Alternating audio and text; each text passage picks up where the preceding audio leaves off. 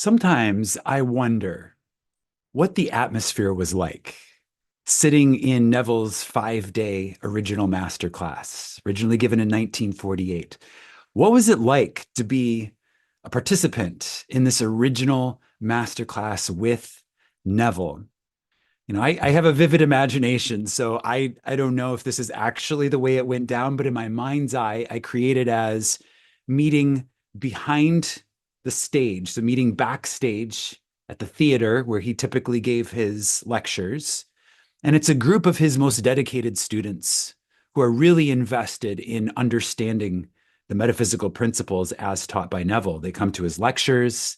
He was lecturing weekly in San Francisco. They come to his lectures. They're really intrigued by this perspective, by this, invitation to really become and express as people of the way. And then Neville says, "Hey, I'm going to teach a master class. It's going to be 5 days. It's going to be these 5 lessons about, consciousness being the only reality, and about how our assumptions harden into fact, and how we can learn to think fourth dimensionally, and how we can, really, really create and remain faithful to our ideal. Do you want to join me?" And I can only imagine, the types of people, which I think, we would be considered in good company with, who said, "Yes, I want to participate in this sort of thing. Yes, I want to attend your masterclass." And so they do. In my understanding, it was given over 5 consecutive nights at this, event hall. Like I said, in my mind's eye, I place it backstage at the theater, a circle of chairs, and Neville's standing there, giving these lessons. And people are furiously, transcribing and taking notes to try to preserve this amazing wisdom as it is flowing through. And we get to the end of the 5 lessons, and there are questions. There's question and answer session.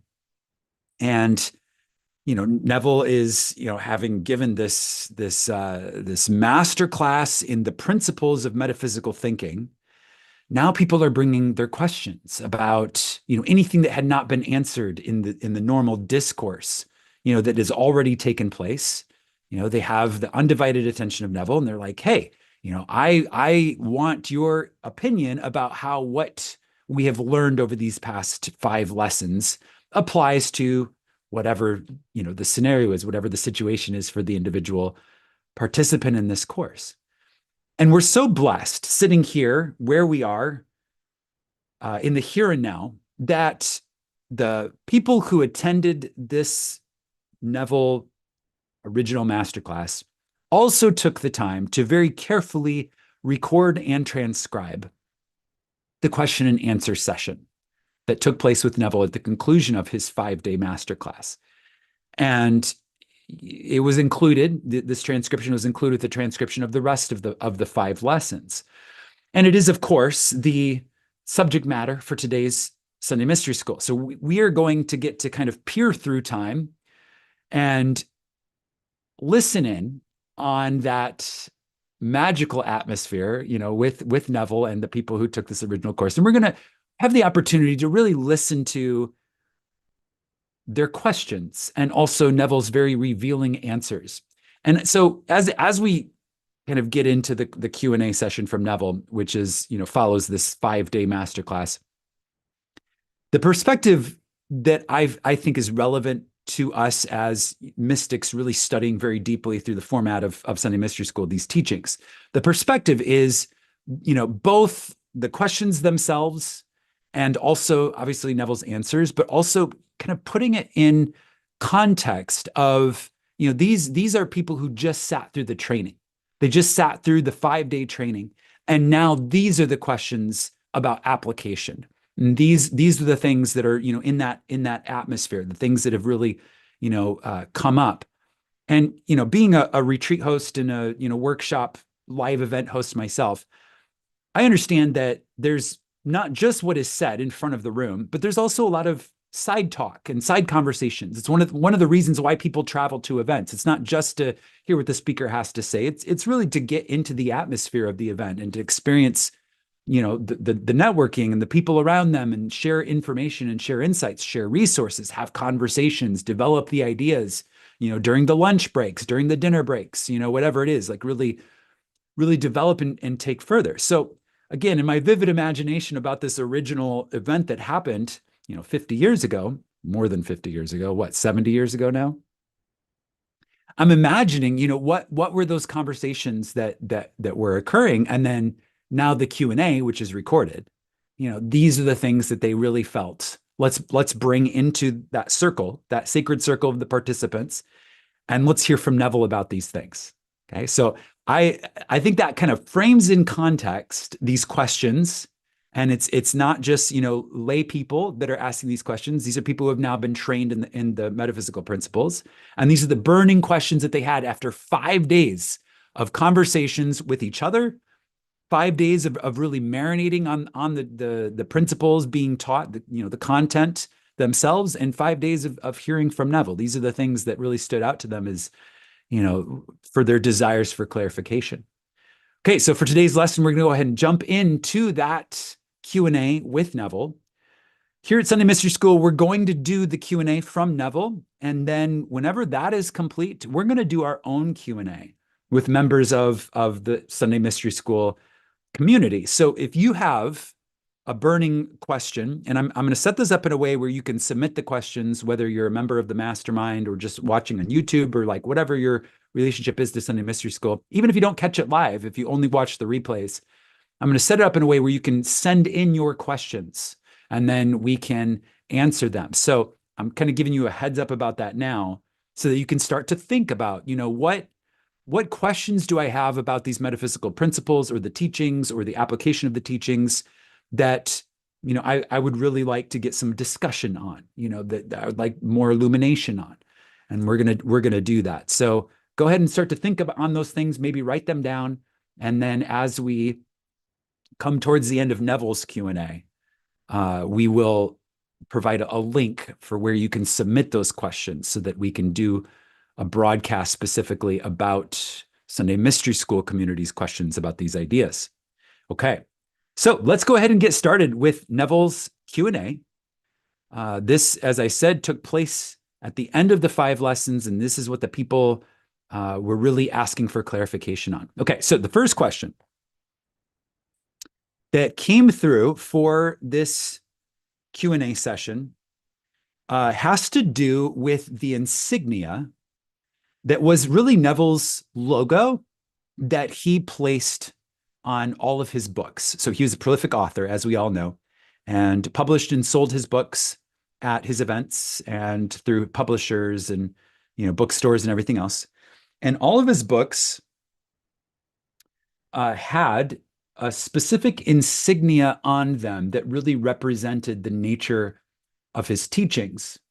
And I have a book here that I'm going to show you. This is the Treasury. This is the collection of Neville's writings. There's actually a link to purchase this book in the video description on YouTube. It's on Amazon.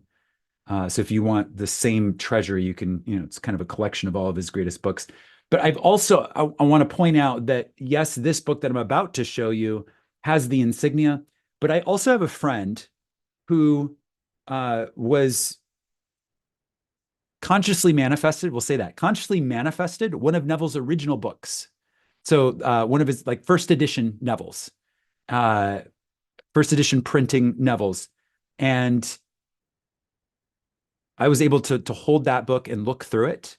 And this image was prominently displayed on the cover. So that's the source of where this question comes from. What is the meaning of the insignia on your book cover? So here it is.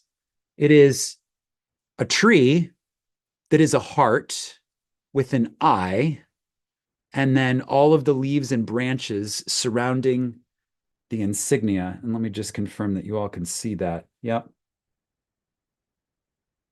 Tree, heart, the eye, and then all of the branches and leaves around the insignia. Okay. So Neville, being a very conscious, aware person, obviously chose his insignia with great intention. Okay. So the answer that he gives to the students who are asking him, hey, what is the meaning of this insignia that's so prominently displayed? He says, it is an eye imposed upon a heart, which in turn is imposed upon a tree laden with fruit. Meaning that what you are conscious of and accept as true, you are going to realize. As a man thinketh in his heart, so he is. Okay, so let's look at this again, because I was catching leaves, but there's actually fruit clusters there as well.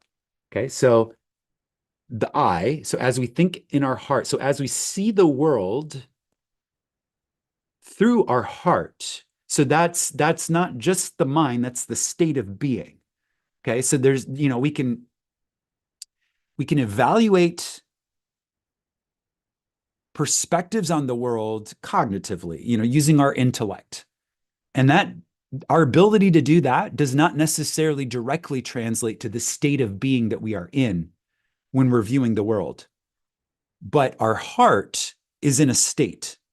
And so as we think in our heart, meaning as the state of being that our heart is, this is what we accept as true, what we're conscious of, what we accept as true in our heart. That's what is going to outpicture. And then we observe the world, which is the fruit of the tree, that is what we hold as true within our heart. So I don't know who, he does not say who was his graphic designer, but I love that he was able to condense his message into a simple symbol like this. Condense his message. Your state of being creates your reality. Well, he was able to make an image out of that. And I just think that's quite beautiful and quite amazing. So if you've ever wondered what that insignia means, and you've seen Neville books with it, I mean, it's obviously my Treasury here, the anthology has it, and other Neville books I've seen on Amazon have it as well. Now you understand what that means. Let's move on to question 2. Question 2 says, I would like to be married, but I have not found the right man. How do I imagine a husband? Okay, so we can assume in this audience, there's someone that's like, okay, I want to use these metaphysical principles to become partnered. How do I imagine a partner? And Neville says, forever in love with ideals. It is the ideal state that captures the mind. Do not confine the state of marriage to a certain man, but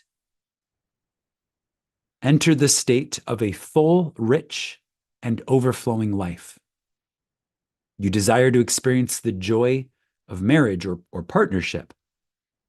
Do not modify your dream, but enhance it by making it lovelier. Then condense your desire into a single sensation or act which implies its fulfillment. Now, Neville's going to give some examples of what he means by this, but let's kind of expand upon what he's saying here. Okay, so he's saying that we as people, many of us, fall in love with an ideal state.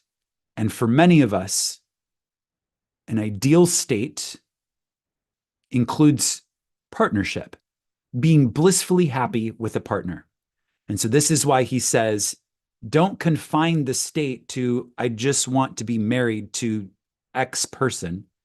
Rather, in your mind's eye, create the state as, I am living a full, rich, and overflowing life.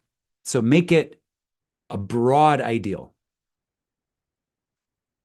Enhance your dream by making it lovelier. Okay, so you're already dreaming of your beautiful life. I mean, that's why we do this. The most practical spiritual practices are the ones that enhance our quality of life. So we're already dreaming of this high quality first class life.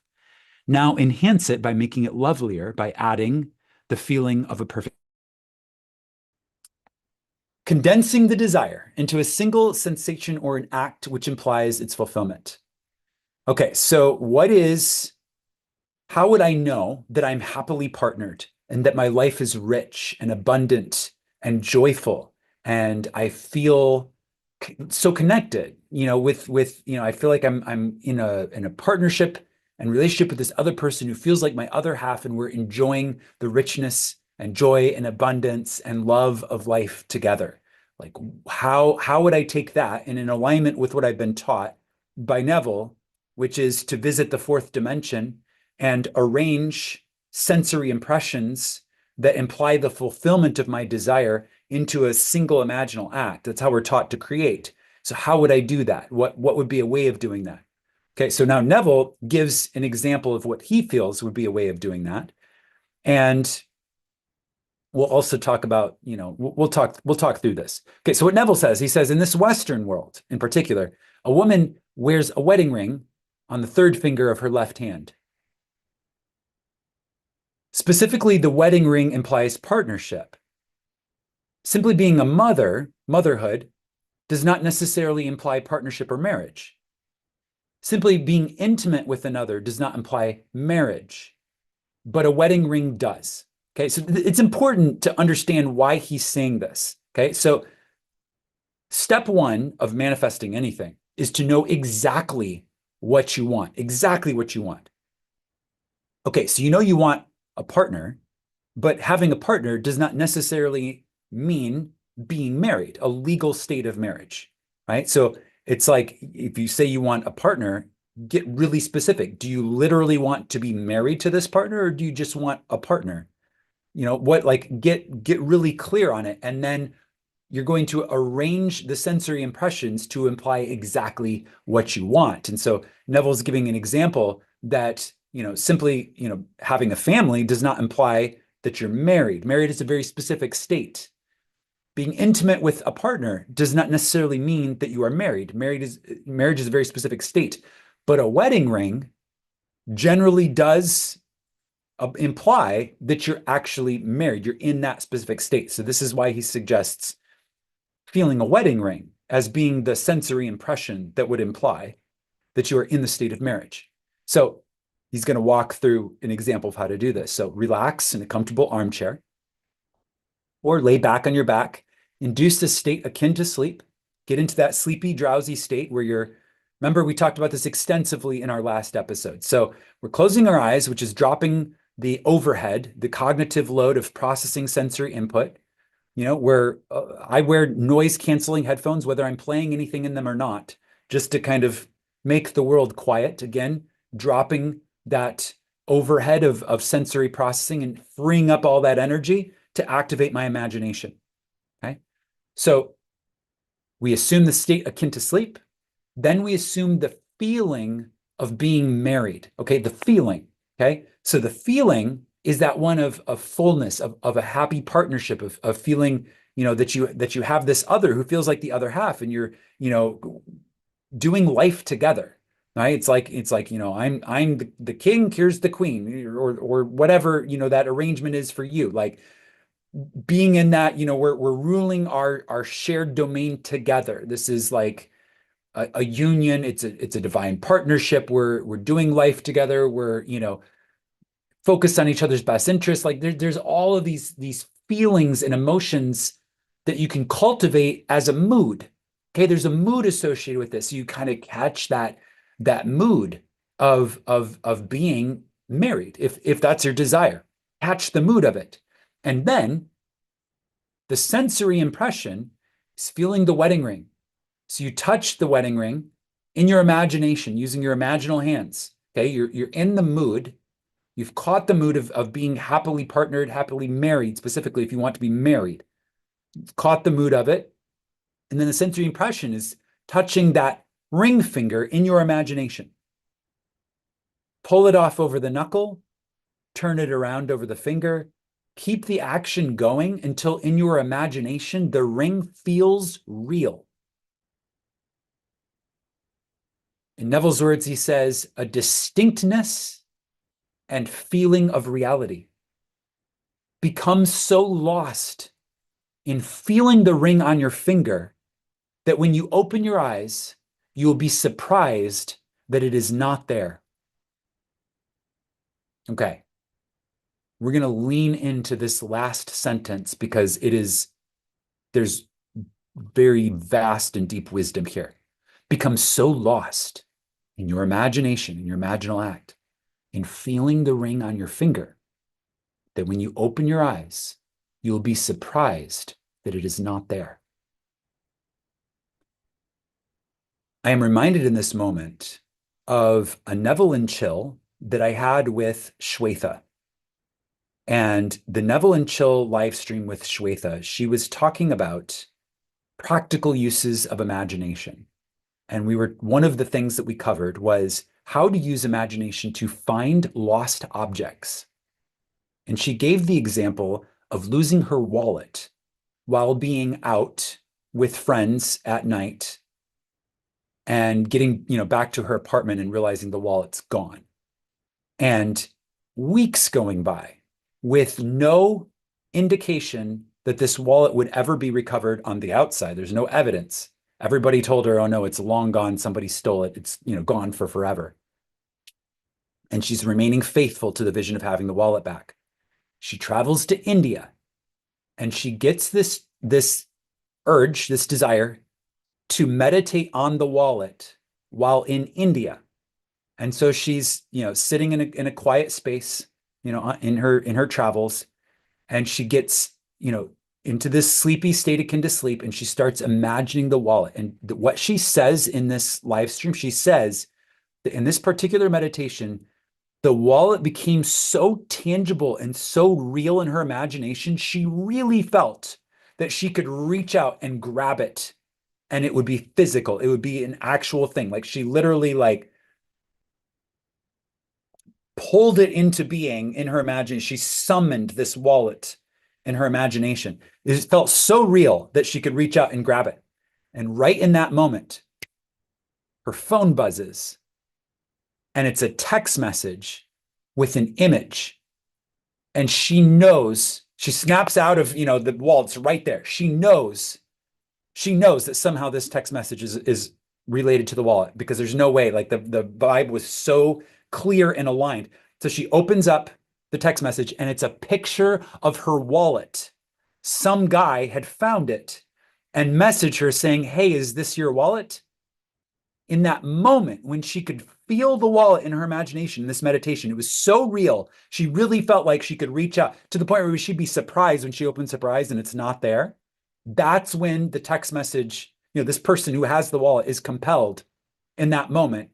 Hey, I found this wallet a while ago. Let me go through it and find the phone number. And then let me text, hey, is this your wallet? That person was compelled in that moment through the imaginal act of her summoning that wallet to send her a text message right then and make the wallet appear.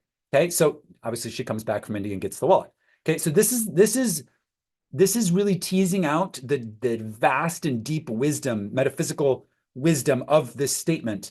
Become so lost in the feeling of the ring on the finger that when you open your eyes, you are surprised it is not there. If you are really serious about manifesting a partnership this way or manifesting a marriage this way, you would do exactly this. You would become so lost in the feeling of that mood of living this rich, full, and abundant life and just turning that ring on your imaginary finger, imaginary ring, imaginary finger in your mind's eye while you are contemplating how happy and complete you feel being in this, perfect, ideal relationship. And then when you break that dream, you're actually surprised that it's not there. Okay, so what if you're not someone who wears a ring? Okay. So Neville says, if you are someone who does not wear a ring, and he gives the example of a man. Keep in mind, this is 1948, right? So it's a very different paradigm and a very different era. So he's, speaking appropriately. We're just kind of modernizing it by making this applicable to literally anyone, for any desire. But let's say you're someone who does not wear a ring. For example, you could assume greater responsibility. Okay, so the example he gives in 1948 is, how would you feel if you had a wife to care for? Assume the feeling of being a happily married man right now. Okay, I'm going to modernize this as an example. Okay, so when you have a partner, and you're in a committed relationship and you have a long-term partner and you're building a life together. Okay, the frame of reference goes from I, me, and mine to us, we, and ours. Okay, that's the shift. I, me, and mine to us, we, and ours. Okay, so that's a subtle shift, but it's a shift. So if you're not going to do the ring meditation, even just beginning to shift your perspective slightly to us, we, and ours from I, me, and mine implies partnership. Okay. Now I'm not solely serving, my interests alone as I would if I were a single person. Now I'm on a team with someone else who feels like my other half. And now we are building our best life. It's less I am building my best life. Now it's we are building our best life. And that is a new mood. If you are leaving the I am building my best life and you are entering the we are building our best life, that is a new mood that aligns with the ideal state. Okay, so even just going deeply into meditation and beginning to contemplate how that feels different. It feels different to now, be standing shoulder to shoulder with a partner and viewing the life through shared eyes, as opposed to, just me viewing my life through my eyes. Okay.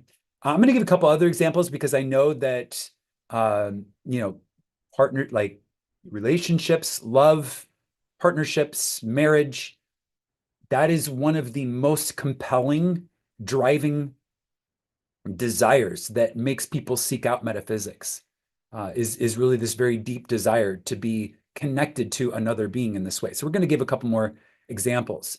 So in other places, Neville, Flossie, other mystics that I've heard talk about this topic in particular, they talk about beginning to prepare your place for a partner, right? So if you are, let's say you've been single for a while and you're living alone, you may be very accustomed to really just, meeting your own needs, So there's a slight state shift.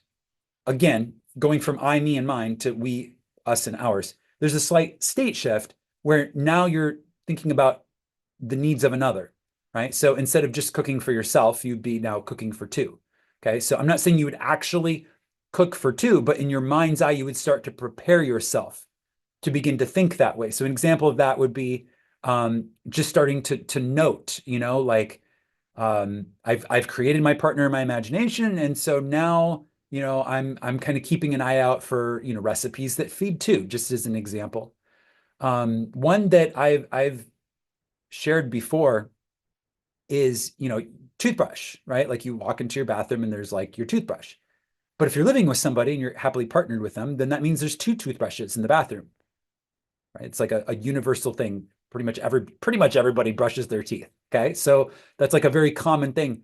So if you're partnered, there's now going to be two toothbrushes in the bathroom. Okay. Or however that translates for you, but there's going to be an additional toothbrush in the bathroom. Okay. So what you would do then is you would just, in your mind's eye, place it there. And then every time you walk into your bathroom, notice it out of the corner of your eye and feel the mood, like catch the mood, right? Notice the additional toothbrush out of the corner of your mind, and then feel that mood of, I'm so grateful and happy that I now have this new component of my life present, that I get to, I get to enjoy the richness of this feeling of marriage or partnership or whatever that desire is. Okay. So like making these little changes in your imagination to your environment that imply that you are now in that state of being happily connected and partnered. Now, these are just a couple of examples, but hopefully if none of the ones I gave to you resonate with you directly, hopefully at least the theme of them will inspire you to think of what is appropriate for you and your situation. What would imply it for you based on your desire? Okay, beautiful. Let's move on to question number 3. And again, I just want to remind you all, we will be doing our own Sunday Mystery School question and answer session with the people who have attended Sunday Mystery School after the Neville question and answer. So if there's something that I've said that you're like, wait a second, I need clarification on that, please write it down, put a note on your phone or something, somehow write it, somehow record it. And I'll be providing a link where you can send in those questions so that we can have a discussion about it. And that goes, whether you're joining live or in the recording, record those questions and we will have a chance to talk about them. Okay, moving on to question 3. Question: what must I do to inspire creative thoughts, such as those needed for writing? Okay. I love this one because I'm a very creative person. I mean, I am, yeah, very much a creative person. So I really resonate with this idea of getting in the state or catching the mood of creativity, catching the mood of clarity in my imagination so that I can, view things that aren't here in front of me, but I can see them in my mind's eye. That can be, building a business in my mind's eye before I build it in physical reality. This space that you see me sitting in now, I built in my imagination before I built it in the 3D, meaning that I went through and I designed, okay, what do I want it to look like? How do I want to use the architecture that you see here with the angles? How do I want to highlight that? What kind of feel do I want it to have? And out of that, I designed how I wanted, the corners to be lit as an example. I knew, the type of desking that I wanted to set up. I knew basically what I wanted my video set to look like. And so I designed all of it in my imagination. And then I went shopping. How do I, find, like, where are the pieces, the actual furniture and material contents that will create what I can see in my imagination. And so now I've got a vision in my imagination. Then now I'm scrolling Amazon, IKEA, all these different, resources to find the pieces that match what I can already see in my imagination. Okay, so this is a very practical question. How do I get into that state where I'm getting these really clear creative thoughts, such as those needed for writing? Here's Neville's answer. He says, what must you do? You must assume that the story has already been written and accepted by a great publishing house. Reduce the idea of being a writer all the way down to the sensation of satisfaction. Okay, once again, Neville takes vast metaphysical wisdom and condenses it into 2 sentences. Okay, so let's expand on this. So Neville's saying, go to the end. Okay, so if you have a desire to be a writer, that is not clear enough. I have a desire to be a writer. Okay, that could literally mean anything. Okay, that's not specific enough. And you must have a clear and specific desire. I say you must have. That's the ideal. Okay, there's plenty of people that walk around with vague ideas of what they want.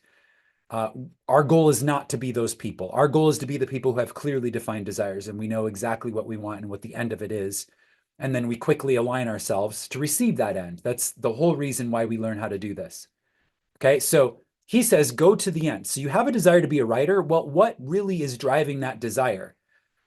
Well, I can't speak for anyone else, but I'll say for me, when I contemplate being a writer, because in many ways I am, to me, it's a desire of giving birth to higher dimensional ideas in a physical way where they can be, so it's a creative expression for me, but also for me, the completeness of the picture is also that it enriches the lives of others.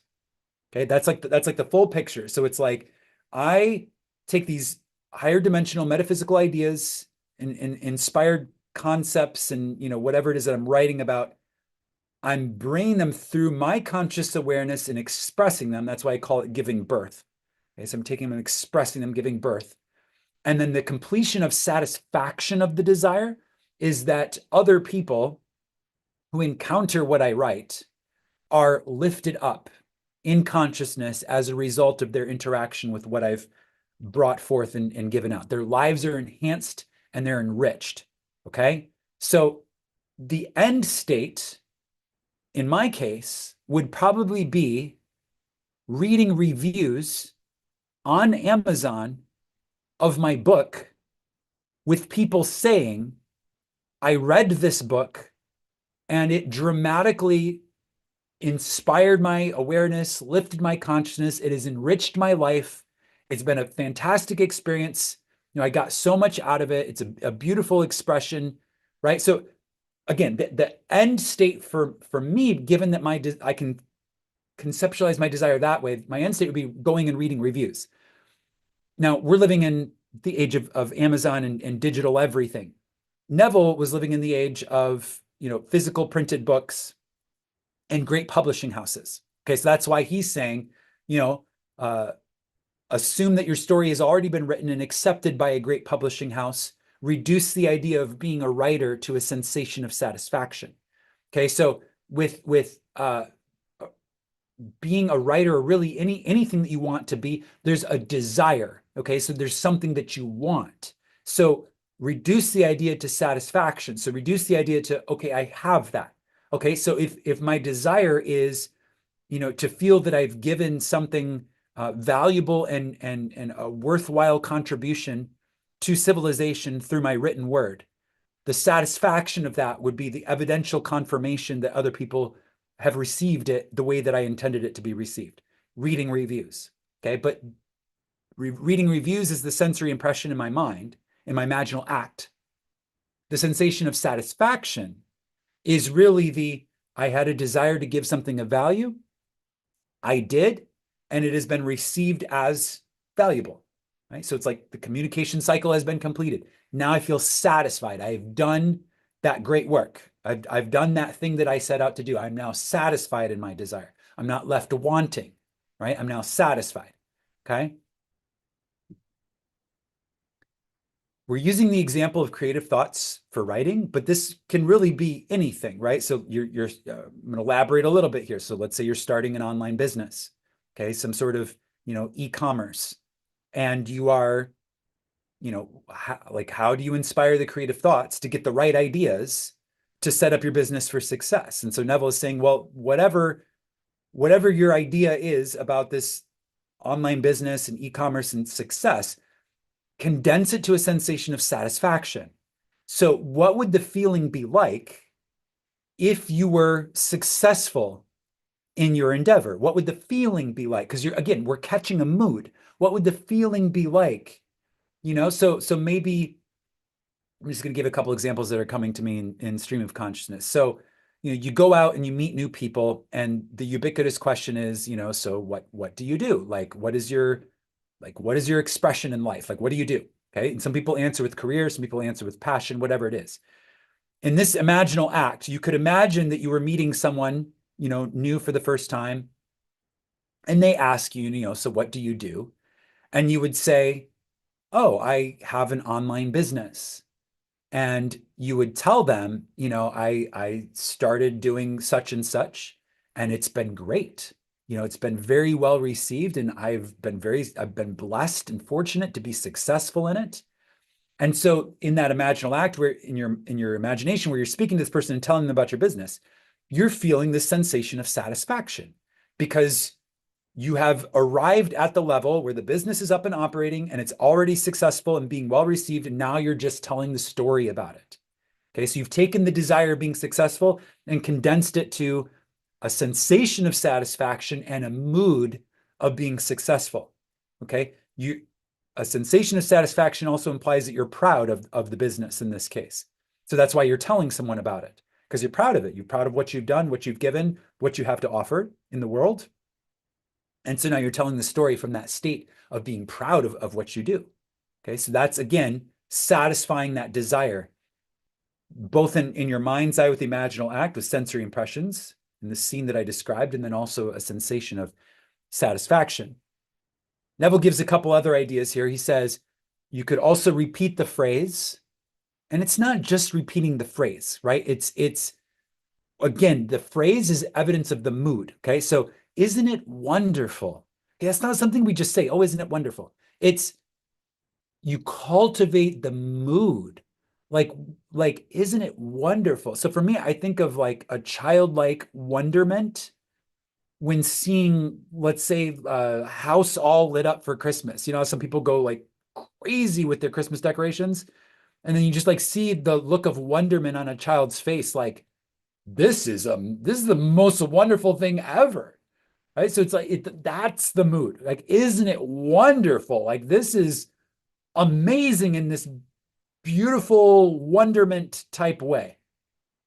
Okay, so it's a mood. It's not just repeating dead words. It's a mood. Isn't it wonderful?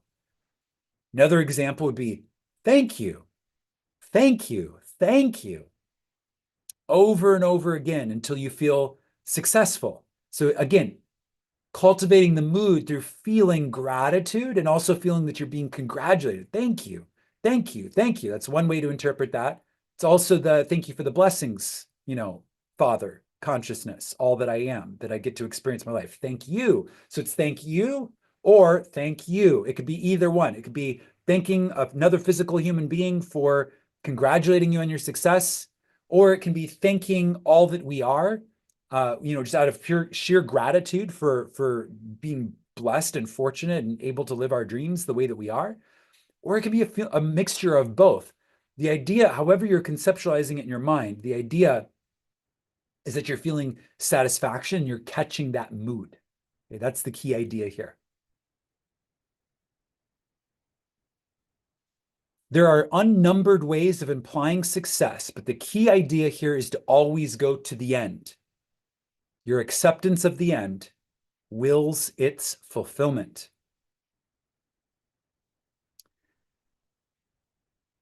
I'm gonna use a timely example. Okay, so here in the United States of America, we are in a very particular season, a cycle that comes around about every 4 years.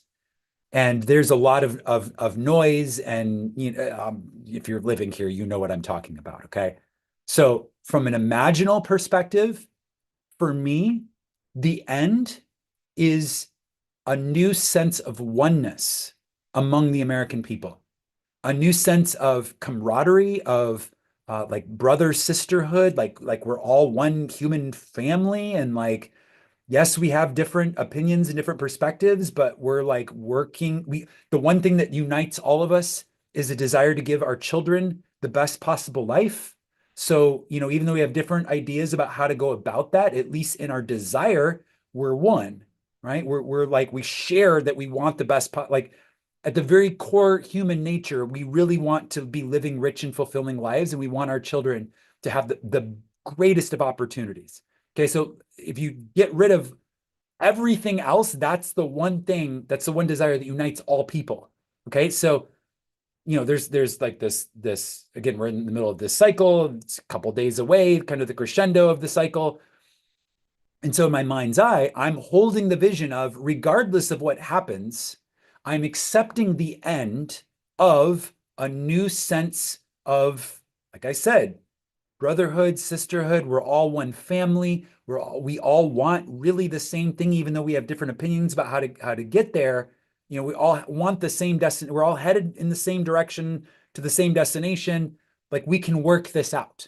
Okay, so like a sense, that's a mood of going out among my country people and feeling connected with them, and like we have different ideas, but we all want the same thing, and we all recognize that we're all here for the same reason. We all want the same thing.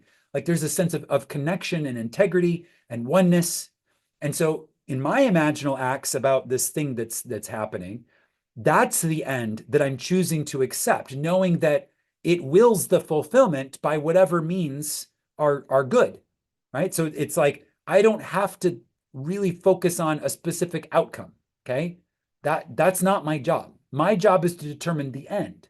What is the end that would satisfy the desire? So for me, I desire a harmonious experience of living in this country, harmonious experience with my fellow citizens. Okay, so harmony, that's really the key idea. I want to live in harmony. Okay, so for me, the end which wills the means to harmony is accepting a satisfaction of that desire. So seeing the world as I would see the world, were that the predominant experience. Okay, so that's another example of accepting the end, which wills the fulfillment. So now I don't have to really give any intellectual or emotional or spiritual energy at all to the moment by moment events. I just simply focus on holding the end. And then I know that whatever happens is moving towards that end. Okay. Because it's all within me. Okay. It's all within each of us. Each of us are living in our own model of reality, our own reality field. Okay. So I say, it's all within me. It's all within you. It's all within each of us, because we are all living, each of us are living in our own individual reality field, as we've spoken about at length throughout this 25 episode series of Sunday Mystery School. Your acceptance of the end wills its fulfillment. And then Neville's going back to the writing example. He says, don't think about getting in the mood to write. Rather, live and act as though you are now the type of author you desire to be. Okay, so it's not getting in the mood to write. It's entering the state of I am a successful writer. Okay, you're catching the mood of the state of this is who I am. Simply assume you have the talent for it. Okay, so going back to the business idea, simply assume that you're a brilliant business person and that you are wildly successful in your endeavors in building your businesses. He calls back to the idea of how the book is packaged, right? He talked about the insignia or logo. He says, think about what insignia or logo or pattern you might put on the outside of your book, because you're assuming that the book's already written. If you write a book and no one was willing to buy the book, then there is no satisfaction. So act, think, believe, catch the mood as though people are hungry for your work, hungry for what you have to say. Okay, we can each think of, writers. So it's actually really funny. So I was in a bookstore a while back, and I was noticing how, depending on the prominence of the author, the book is displayed one way or the other. So if the author isn't very prominent, the title of the book tends to be the most important thing. So it's like they're really, when you're looking at the book, the title's really, really bold. And then it's like the subtitle, which tells you what the book's about. And then like the author's, smaller down at the bottom. And that's if it's a relatively unknown author. But then there's certain authors who are celebrated globally, household names, right? And for them, 3/4 of the cover of the book is their name. And then the name of the actual book itself is smaller, right? So it's like literally the way that they merchandise the book or package or promote the book. It's like they really riding on the name. They know people will buy it just because of the name, regardless of what the book's actually about. They just want to buy the next, novel by so-and-so. Okay. So that's a mood. People are hungry for that person's work to the point where they don't even really care what the name of the book is. They're just buying it based on the name of the author. Okay. So that's a state. And clearly these authors who have reached that state have caught that mood. Okay. So the behavior is already modeled. Okay. So I'm using the example of authors, but I hope in your mind's eye, you can see how this can apply to any desire that you have. The behavior is already being modeled. Go find the Titan in your career field. Like whatever it is that you have a desire to do, go find the person who represents the most ideal state and then catch the mood. What do they feel like as they're out picturing this high level of success? Okay, I do this a lot. I do this probably more than most people. It's kind of funny. I do this a lot. I find the people that represent the pinnacle of the state that I would like to be in. And then I literally because I know that they are a part of my imagination, I get closer to them in my imagination by drawing them near. Not them as an individual personality, but rather them as someone who's holding a state. Okay. So it's not that I want to, have the same, exact personality. It's not, I'm not trying to clone another person's personality. What I'm trying to do is, or what I am doing is drawing that person as a model of the state nearer to myself so that I can catch the mood of the state from them. Okay. So it's not that I'm becoming them in their human sense. It's that I am now using them as an example of the state to inspire my own mood that I'm catching and then expressing. Okay. So again, coming back to the idea of writing, Act as though people are hungry for your work. Okay. Act as though people are hungry for what you're selling online. Act as though people are hungry for your contributions, that you give at work. If you work for a corporation or a company, act as though your coworkers are really excited about what you have to say and contribute to the conversation, that your boss is really looking forward to whatever you're going to contribute to the next big idea. Whatever it is, act as though others are hungry for what you have to contribute. Okay, this actually goes for everything. Like, let's just adopt that as a default state. Live as though you cannot produce stories or books fast enough to meet the demand. He says that, but also, that can become stressful. So, imagine wisely, right?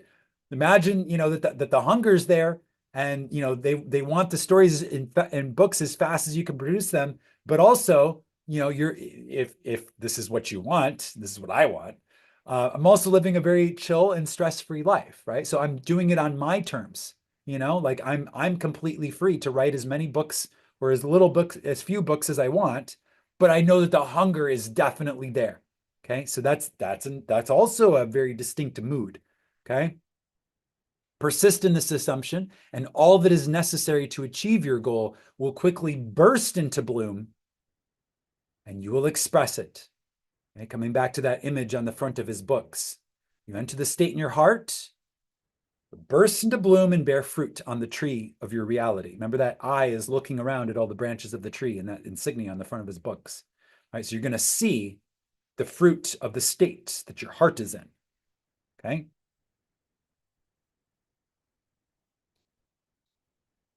This is really rich, and I'm glad we're doing this. All right, we're going to do at least one more question here. Okay, so question, also aligned with this idea of success. How do I imagine larger audiences for my talks? Neville says, I can answer you best by sharing the technique used by a very able teacher I know. When this man first came to this country, he began speaking in a small hall in New York City.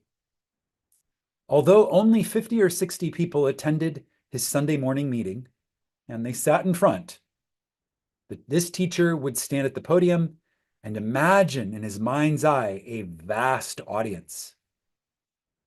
And then he would say to the empty space, physically, evidentially it was empty, but in his mind's eye, he had filled it. And he would say, can you hear me?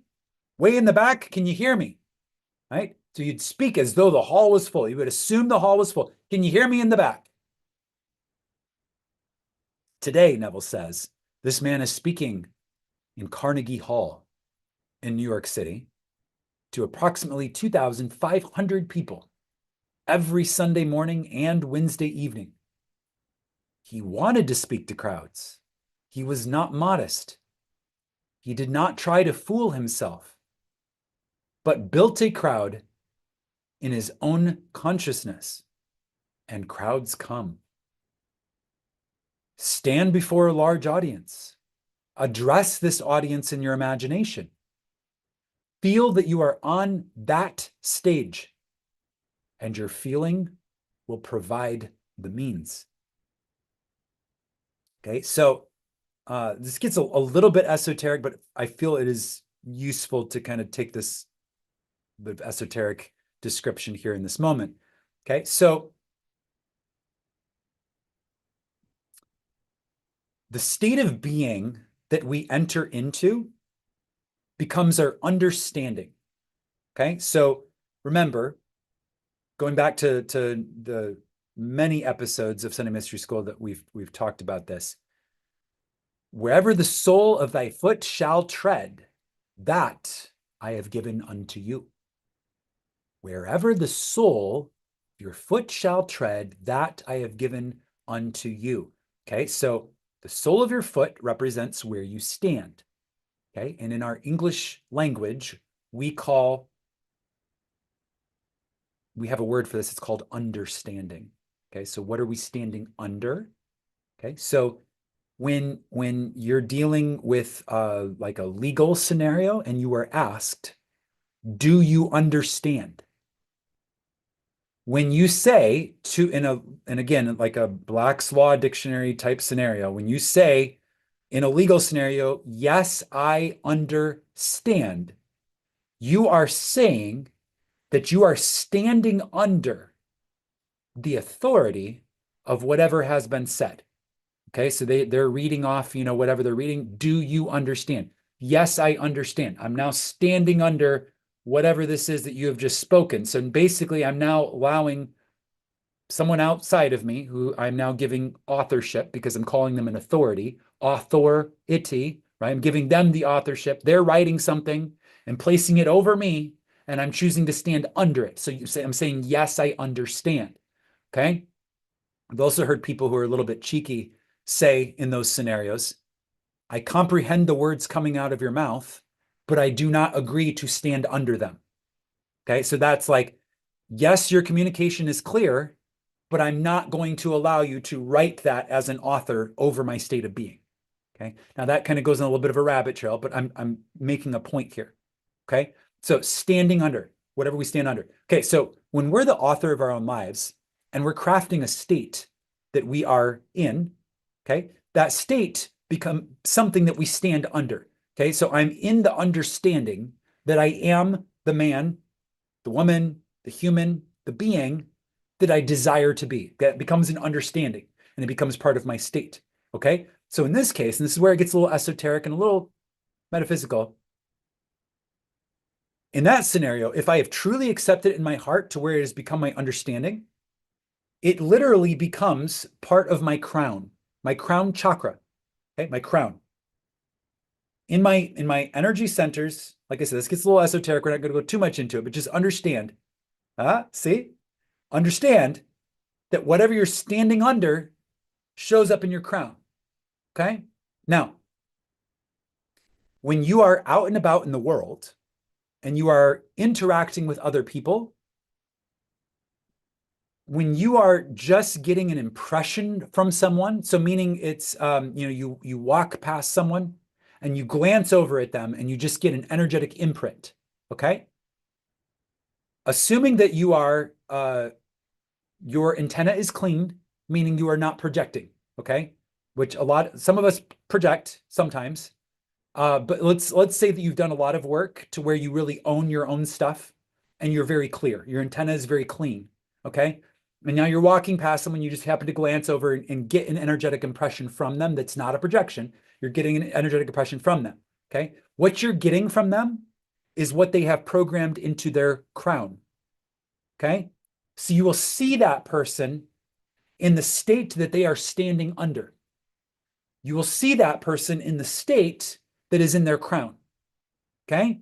So you will quite naturally just assume that that person is whatever state their crown is showing them to be. Okay. So we recognize each other as being the states that are programmed into the crown as the energetic capstone of the human energy template. Okay. I don't want to go too much more advanced than that. I think that at least communicates the basic idea here. So we recognize each other based on our crowns, and our crowns show what is in our heart as an accepted state. Okay. So whatever state that we're in. Okay. Understanding when we stand under the feeling of, for example, speaking before a large audience. I am the type of person who speaks in front of large audiences, and I have accepted that as a state, and now that's in my crown. Now, when I'm out and about and people are getting energetic impressions off of me, they're going to see what's in my crown, and they're going to see, oh, that guy, I want to go hear what he has to say. Clearly, he's in the state of having something valuable. Clearly, he's in the state of being able to speak and move large audiences to great effect, right? So it's like they'll just naturally see me as someone that they want to sit as a member of an audience in front of, okay? So it's this goes for anything, okay? So I learned a lot of this from a clairvoyance teacher. I took a class, a training, really, a long training on clairvoyance, and my teacher was formerly an engineer and is now a clairvoyance teacher. And so my teacher, my trainer was saying that they if even though they had all of the degrees and credentials to be an engineer, if they went to a job interview for become an engineer again, to work for an engineering firm, they wouldn't get the job because the people, they would walk in there and they're a clairvoyance teacher, right? And the people would be like, okay, I see you have the credentials, but there's just something that you're just not the right fit. Like we're not going to give you the job, right? So what this teacher was saying is that, although they didn't have a desire to be an engineer again, they were saying that if they were going to, like, if they did have that desire and they did want to become an engineer again after leaving that career, what they would do before going to a job interview is they would reprogram their crown to say engineer, right? So how do you do that, right? So you're going to stand under a new state. Okay. I hope all this is connecting. So you're going to stand under a new state. So what are you going to do? You're going to come into alignment in your heart with a new state of being to where it becomes your new understanding. It becomes your new premise, it becomes your new mood. Okay. So this teacher would go into their imagination, would really start to align with the mood of being an engineer to the point where it became part of their state of being. And they would then program their crown that they are now an engineer. And then they could walk into that job interview and the person behind the table is going to say, not only do you have all of the credentials necessary to be, a license, whatever the licenses or credentials, but also looking at you, everything about you screams engineer, right? You've got the job. Okay. So what are they judging that based on? They're judging it based on the energetic impressions of what is contained in the crown chakra. Okay. What the person is standing under. Okay. So I've just handed you an energetic key. Okay. By explaining this, I've handed you an energetic key. This is an advanced concept, but it unlocks doors for you. Okay. So what you can do now is you can understand that if you desire to be perceived in a certain way by the people in your world, the way that you do that is you change the programming of your crown. And the crown is what you stand under. So you change your understanding, right? You move your feet to that new place, wherever the sole of thy feet shall tread, that I have given unto you. Okay. So you move your feet to be standing in the promised land. Okay. So you move your feet to be standing in, I am an engineer land. I am a successful published author land. I am a successful entrepreneur land. I am a successful, you name it, land. You stand there, you catch the mood, you align it in your heart, you place it in your crown, and then when you go out into the world, that is how you are seen. Okay? Okay, I think that was actually sufficient for today. Okay, so we're going to pause there. We're going to continue with these question and answers next week. There's this fine line between planting just enough seeds and overplanting a garden. So I feel like we're like right there right now. So we're going to pause. We're going to continue with getting deeply into these question and answer sessions in the next Sunday Mystery School. And at this time, I'm going to invite my channel mastermind members in the Zoom room, anyone who'd like to contribute to the conversation, to do so. And I also want to say that the mastermind is really where we take these ideas further. Okay, so it's like whatever's presented in Sunday Mystery School, the mastermind, smaller group, we're able to have more in-depth conversations, discussions, building a community. We get to know each other, get to understand, what each other are into, what we're building, our states, our desires, all of that, all of those sorts of things, to have, deeper discussions, deeper conversations. And then also we do imaginal acts together based on everything that I've learned about how to catch a mood. Okay, so applying all of the physiological tools, all of the training, all of the everything that I've done, I'm able to bring and facilitate for the group experiences in imagination through group meditations and discussions and just all of the tools applied of catching moods on things that we can all, really rise in consciousness about. Okay, so these kind of main topic areas, we can all go through a process of catching a new mood together and then hear from each other and share our experiences. Okay, so I'm really articulating this because there's a lot here to be explored. And if you feel like this is something that would perhaps accelerate your journey or add to your quality of life, or maybe help you feel more connected to other people on a similar path, this is your open invitation.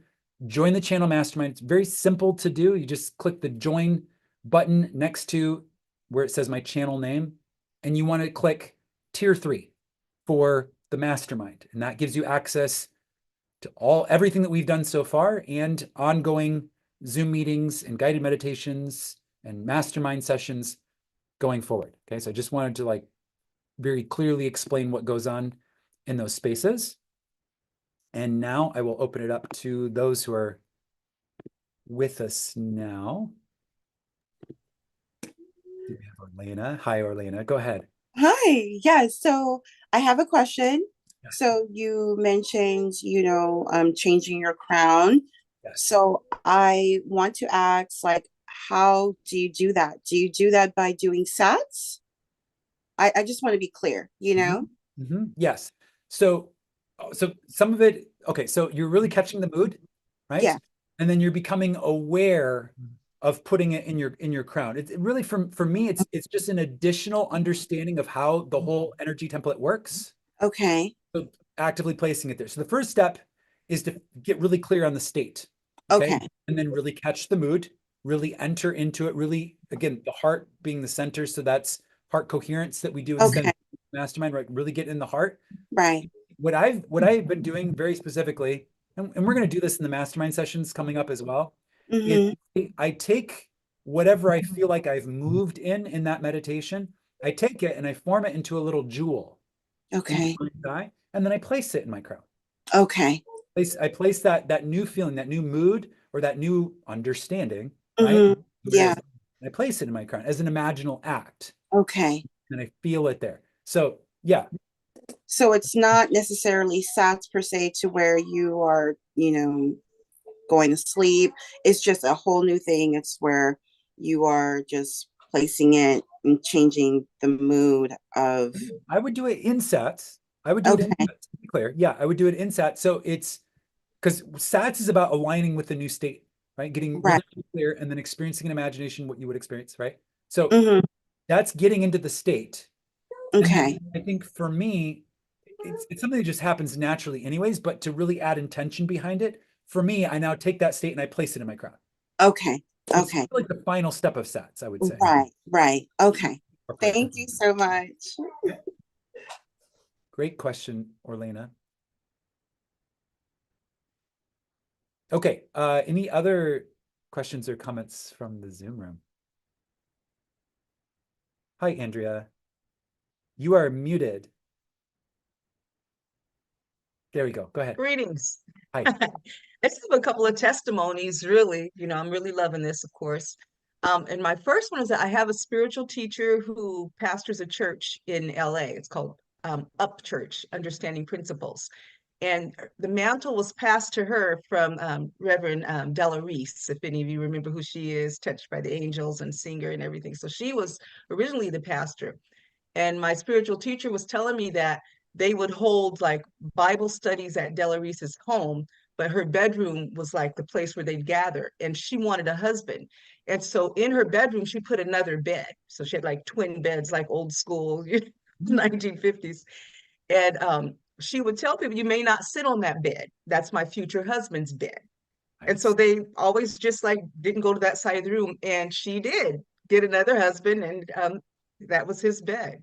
So Cool. that was really cool the way she manifested that. Yes. And then the other story is my own. I just moved into a new apartment a week ago yesterday. But where I moved, even when I was married and living in another home and city, just the next city over, I would always admire these apartments. They're these luxury apartments in a nice area that I like. And after I left that marriage, I moved into these apartments. And so I started like looking around at one point, for another place, another setting. I must have looked at like 6 or 7 different places after I was here to see if I could find a better fit. And there was nothing else. So this move here, it was like my third time in this apartment complex. So there's just like something about it that I manifested, and I just love it here. So it must really be where I need to be. That's great. So Yeah. just a testimony. very aligned with that apartment complex. It just like fits the state that you're in. Love That's it here. I yeah. always said I wanted to live in a place that was like a resort, because Mhm. like in a home, you got to worry about replacing the roof and the floors and black mold, all that stuff that I had to deal with owning a home. And then when my ex bought me out of the house, or however that goes, I bought him out. Anyway, I gave him money and I left. Yeah. So it just Yeah. really worked out perfectly. That's great. Yeah. Awesome. Yeah. So there, yeah. So a satisfaction for desire there. You got very clear that home ownership is like comes with a lot, as we all know. And you got really clear on what your desire was, and you had, these apartments had caught your eye. Yeah. So clearly you became in alignment to it. And that's very cool. Beautiful testimony. Thank you, Andrea. Anybody else from the Zoom room like to contribute?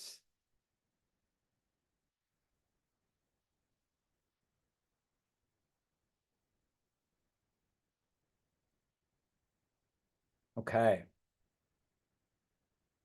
All right. Yeah. So we definitely cracked open some things in this lesson. And like I said, I want to make sure that we're not overplanting the garden. So I invite you to sit with some of these things that we've talked about over this coming week. We're going to go deeper into it next week. But again, write down your questions.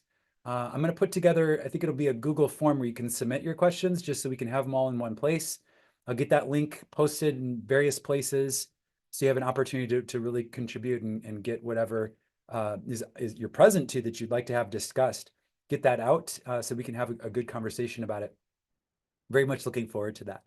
Okay, so that's all for this live stream. Thank you everyone for joining me. Thank you to everyone on YouTube for catching the live, also listening on the recording.